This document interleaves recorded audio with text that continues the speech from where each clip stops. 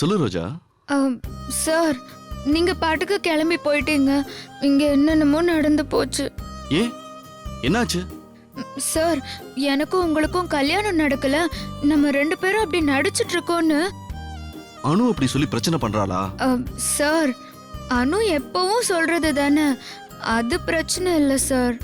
பாட்டிக்கு குணமாயிட்டா கோயிலுக்கு வந்து அங்க பிரதட்சணம் பண்றதா வேண்டியிருந்தல்ல. இன்னைக்கு நானு, அத்தை, சுமதி ஆண்டி 3 பேரும் கோயிலுக்கு போயிருக்கும் போது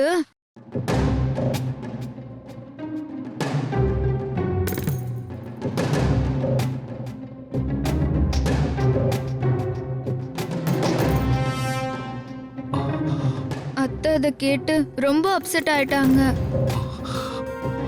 இந்த வீட்டுக்கு வந்ததுல இருந்து அத்தை என்கிட்ட பேசாம இருந்ததே இல்லை.